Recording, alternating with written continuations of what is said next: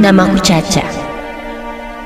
Bisa dibilang ini adalah pengalaman seram pertamaku yang akan aku ceritakan kepada tim Nightmare Site Ardan Radio. Kejadian ini aku alami kurang lebih di awal tahun lalu. Ketika itu kampusku mengadakan sebuah acara hingga mengharuskanku pulang larut malam. Karena jarak kampus menuju rumahku lumayan jauh, mengingat rumahku berada di daerah kabupaten. Sedangkan kampusku berada di daerah Bandung Kota. Orang tuaku pun menyuruhku untuk membawa mobil saja, agar tidak terlalu khawatir jika aku harus pulang tengah malam sendirian.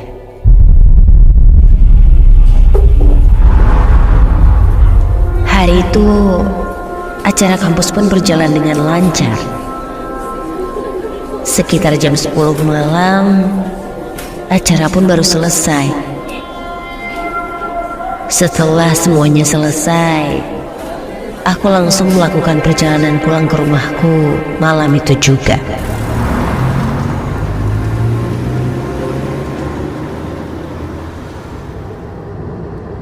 Singkatnya, karena merasa sepi, di perjalanan aku menyalakan radio.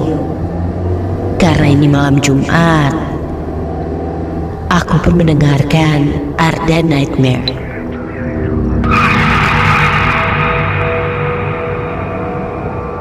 Suatu hari, aku mendapat tugas untuk menggali kubur.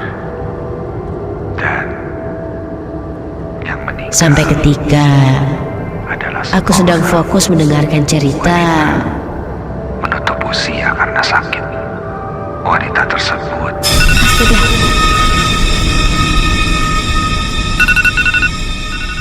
bikin kaget aja. Aku sempat kaget karena suara dering alarm di handphoneku. Itu alarm waktu tidurku. Kulihat jam sudah menunjukkan pukul 11 malam. Aku pun mematikan alarm itu dan lanjut fokus menyetir. Sampai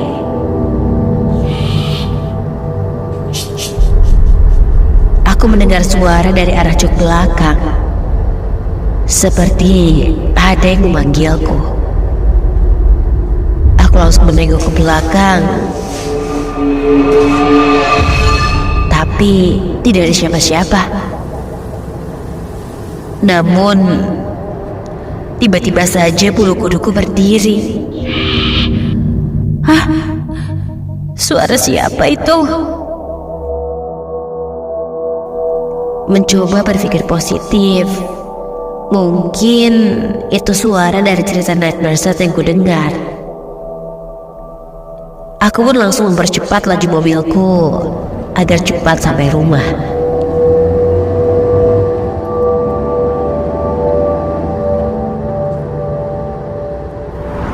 Keesokan harinya, aku menceritakan apa yang aku alami kemarin malam pada temanku, Arni, yang malam itu ikut pulang denganku. Niatku sih agar aku ada teman menyetir di jalan. Namun sepertinya aku salah orang untuk bercerita. Arni yang mendengar ceritaku malah mengatakan bahwa katanya di mobilku ini ada hantu anak kecil yang sering duduk di kursi belakang katanya. Tak hanya bercerita saja, dia pun malah menunjuk-nunjuk ke arah kursi belakang. Aku pun malas mendengarnya.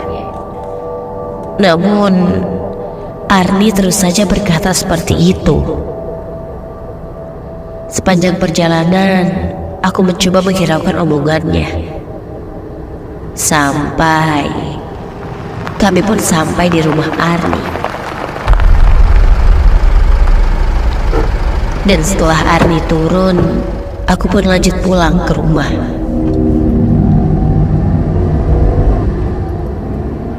Di perjalanan, aku merasa sedikit parno untuk melihat ke spion belakang karena cerita-cerita yang ku dengar tadi.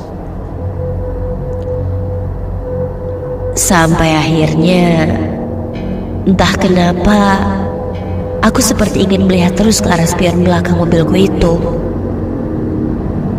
Akhirnya aku pun melirik dan tidak ada apa-apa. Syukurlah. Mungkin karena sugestiku saja. Jadi aku sedikit panik. Untuk meyakinkannya lagi, beberapa menit kemudian aku mencoba melihat ke arah spion belakang lagi. Dan astaga, kali ini siapa itu? Aku melihat seperti ada sosok anak kecil yang duduk. Namun aku tidak bisa melihat wajahnya karena rambutnya terurai menutupi wajah. Aku mengerem mendadak. Memberanikan diri, aku langsung menengok ke arah belakang. Tapi sekarang tidak ada siapa-siapa. Sepertinya ada yang tidak beres. Tanpa pikir panjang, dengan cepat aku menancapkan gas mobilku.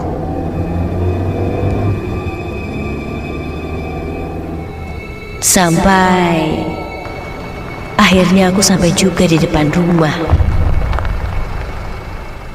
Namun aku masih terduduk di dalam mobil.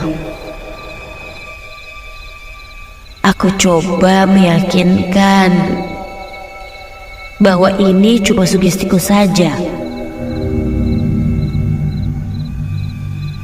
Aku coba menenangkan diri sampai terasa ada yang mengusap-usap rambutku. Refleks aku melihat ke arah spion belakang dan di belakang kursiku kulihat ada sosok anak kecil perempuan yang sedang mengusap rambutku. Seketika aku langsung berlari keluar dari mobil dan masuk ke dalam rumah.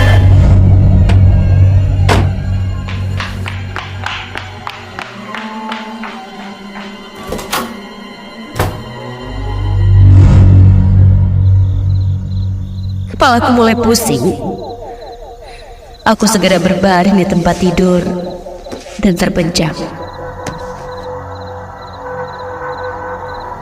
Waktu pun berlalu. Aku terus terpejam hingga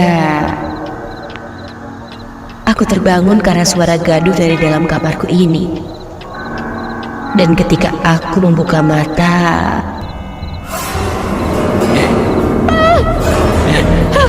entah dari mana, tiba-tiba di sampingku ada seorang anak kecil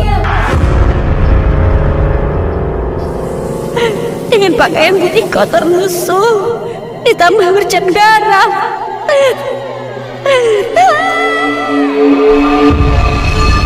Ini sosok anak kecil yang kulihat ada di dalam mobil.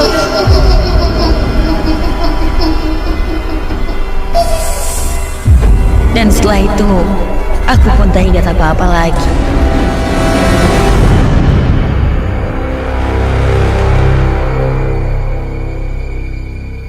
Pagi pun tiba.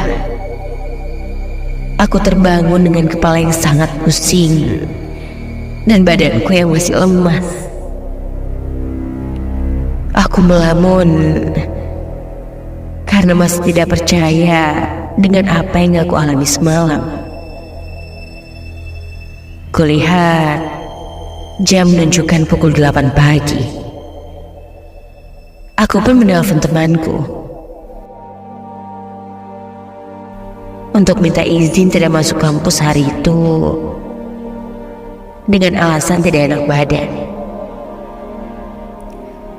Sampai sekarang, aku tak tahu siapa dan kenapa sosok anak kecil itu menggangguku. Dan aku juga tak tahu sosok itu berasal dari mana. Karena setelah kejadian itu, di malam-malam berikutnya, aku masih diganggu dengan mendengar suara anak kecil di depan kamarku.